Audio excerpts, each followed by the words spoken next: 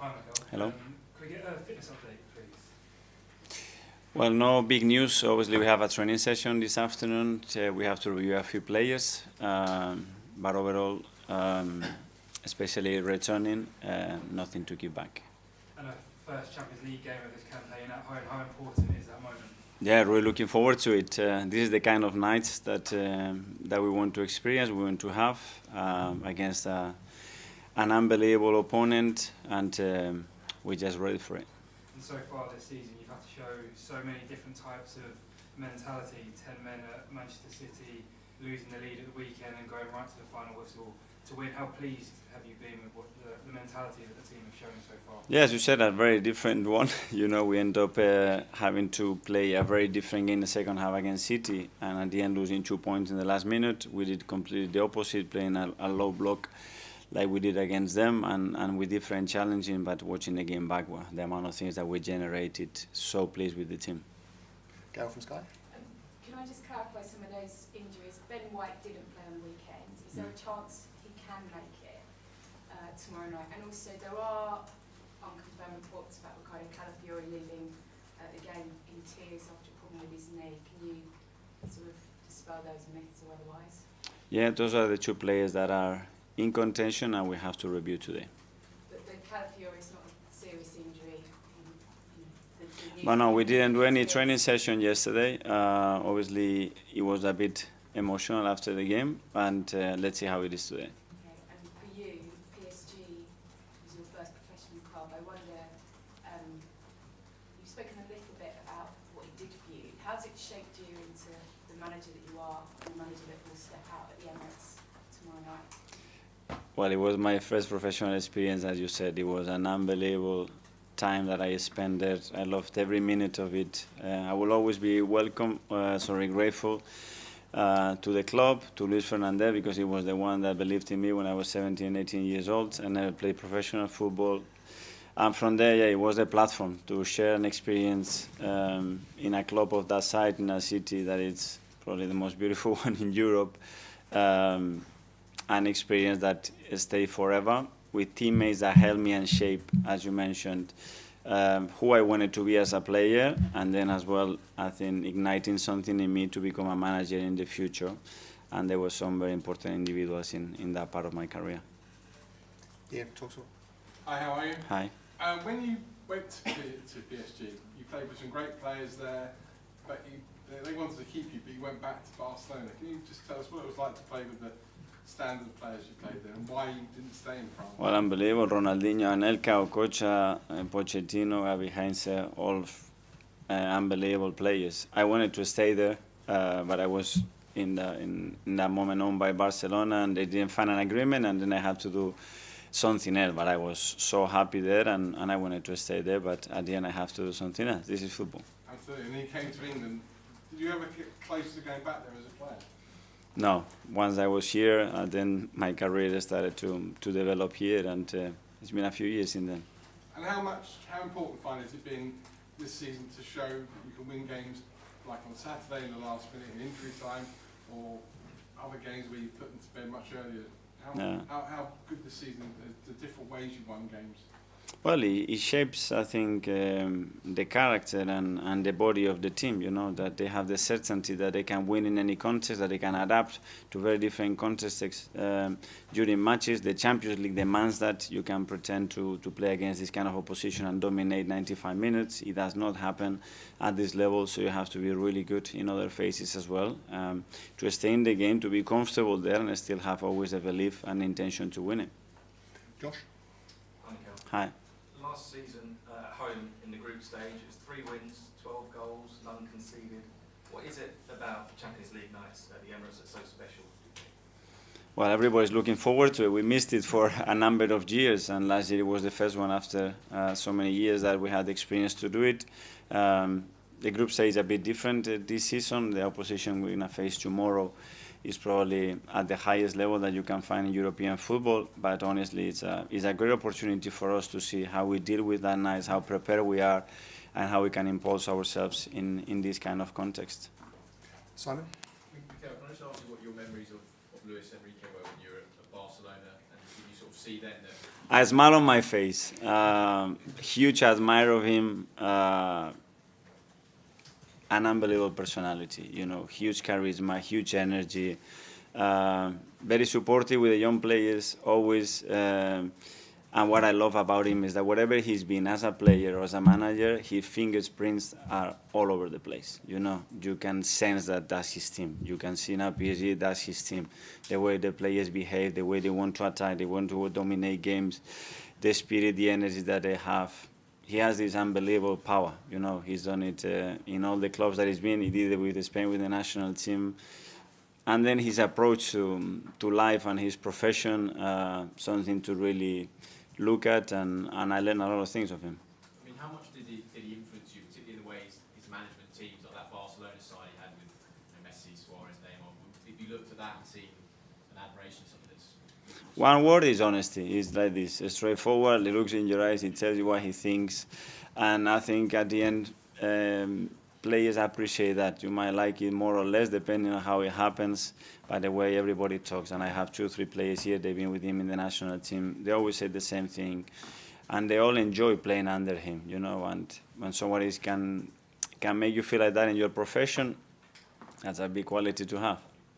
Hi, Mikel. I was just going to ask about Jurriën and Riccardo, because started the last 2 league games as your fullbacks, and I guess have they brought something to those positions that you didn't really have last year, even with Jurriën when he was injured, that you probably wanted a little bit earlier? Yes, obviously we missed Jurriën 11 months and Ricky wasn't here. There are 2 players that have, first of all, the football brain, the intelligence, the courage, the quality, and the adaptability to you occupy different spaces, both attacking and defending, and that gives the team, you know, a different flow, different dynamic, very unpredictable for the opponent to defend certain ways, and both huge personality to play, which I love. On that unpredictability, is it the fact that all your fullback options have their own little qualities that are different to each other that makes it so good for you as a coach to pick and choose when you use one or the other? Yes, they have to have one in common, that they have to love defending first, because they are defenders, and after that every quality that we add is great. But as well, playing fullbacks, natural foot, especially when we play inverted attacking midfielders and wingers many times, for the flow of those units is incredibly important, and you could see that the weekend as well. Kai? You spoke a bit about Jurriën as a player and what he's like on the pitch. I'm just interested to get a bit of a sense of his character off the pitch and what he's like sort of around the training ground, what he's like in the dressing room, that kind of thing. A leader, a guy that is constantly thinking how can I help others, bringing unbelievable energy and commitment to everything that he does in the very little time that he's been with us, and especially with the amount of time he has spent on the pitch, for everybody to speak so highly of him, to respect him and look at him in the way that they do. It tells you the story of the kind of personality we have in that team. And obviously when he was out last year, you worked really hard to keep him close to the team. Can you just talk me through that process of keeping him near and keeping him involved, and why you thought that was so important for him? Well, just getting in his shoes, you know. He comes from Ajax, he was the captain there, big move, different country.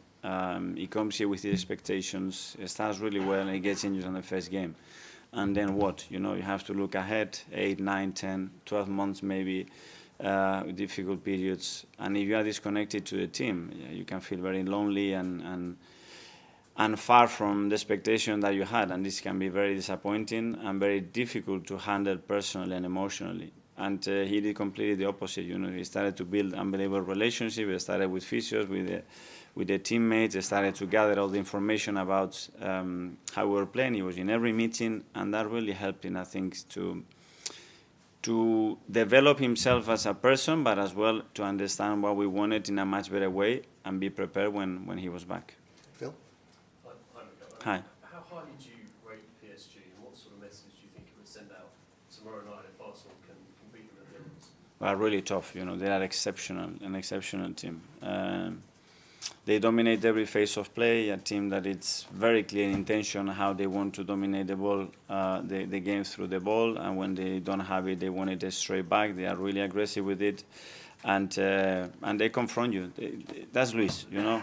Everywhere he plays against any opponent in any context, that's the way they do it, and that's the biggest strength that they have. Okay, we've got a couple in English and we've got a couple in Spanish and then French at the back. So we'll go on. How much tomorrow game is very important? Arsenal is 1 point, PSG is 3 points. If Arsenal win, it will be avoid to play another 2 games. How much tomorrow is very important for you and for the player? And the second one, now both of you is a coach with Enrique. How do you feel about you are one of the coach, one of the most successful one in the world, and he is as well. It is making a difference for tomorrow game.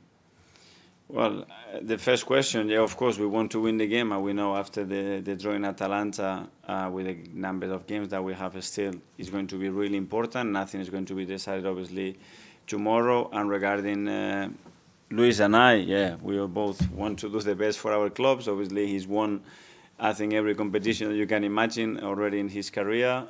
He has transformed now a club that has a very clear identity under him.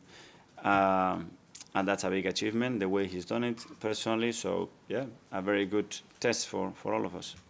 Okay, Davide? Hi, Mikel. Hi. Going back to Calafiori, despite Independence League is going to play around, what have you seen from him so far that has allowed him to play so well? How willing he is. You know, the moment I spoke with him on the phone the first time, he wanted to come here. He understood what we wanted straight away, and he felt that he was going to be a perfect fit here. And he was. He landed, big smile on his face. He's got this energy, this aura around him that is very likable. And then he's a fighter. He's a player that wants to play in the way that we want to play, and he would do anything for the team. So straight away, when you have those qualities, I think a lot of things have to be wrong not to succeed. When he scored at City, he came straight to you and hugged you. Is there a particular relationship between you two? Like with all the players, we try to give them the best possible environment for them, for the families to feel in the best way. I think he appreciates the efforts that the club and every member of the staff has done since his arrival to make his life the best possible way, and I think he's enjoying it. Okay, from French TV, from Arthur, at the back there. Hi, Coach. Hi. We have just learned that Ousmane Dembélé is not in the PSG squad. It's disciplinary issues. Does it change something for you? Yeah, we just got the news before. I don't know if it's true or not. We're going to prepare like we always do with every possibility, and let's see. But obviously they have many other options. You have a very strong group on free kicks. Do you think that's a really good advantage for you tomorrow in this game? I think every team has his own strengths and weaknesses, and tomorrow we will try to exploit ours for sure. Okay, we'll finish the live section with 2 in Spanish. Rodrigo? Hola Mikel, aquí Hola. me gustaría preguntarte en español tu relación especial que tienes con el PSG, que tan importante va a ser el partido de mañana, un club donde empezaste tu carrera como profesional con Ronaldinho, con Heinze, con Pochettino, especial partido para ti mañana, ¿no? Muy especial. Primero por lo que siento por ese club, por el agradecimiento eterno que me dio la oportunidad de jugar por primera vez a nivel profesional, y lo que disfruté de la experiencia, del club, de la ciudad, de los compañeros, del entrenador que tuve. Y volver a enfrentarme a ellos es obviamente para mí algo muy especial. Y Luis Enrique, también otro entrenador español muy exitoso, especial partido de enfrentar a él mañana. Muy especial y un reto grande para mí, uno de los mejores entrenadores del mundo, y alguien al que admiro muchísimo y respeto muchísimo por la forma de ser y la forma en la que trabaja. Gracias. Thank you. In Spanish. Sí, aquí para TNT Sports Brasil, quería te preguntar sobre Gabriel Magalhães, si puede ser una arma ofensiva importante, especialmente si tenemos un partido que está muy cerrado, y ser como no una sorpresa, pero un ataque también. Sí, la verdad que Gavi ha evolucionado de una manera. En la parte defensiva es un arma por la solidez que nos dé, y en ataque porque cada vez que pisa el área se siente el peligro y la amenaza y la confianza que tiene el equipo en él.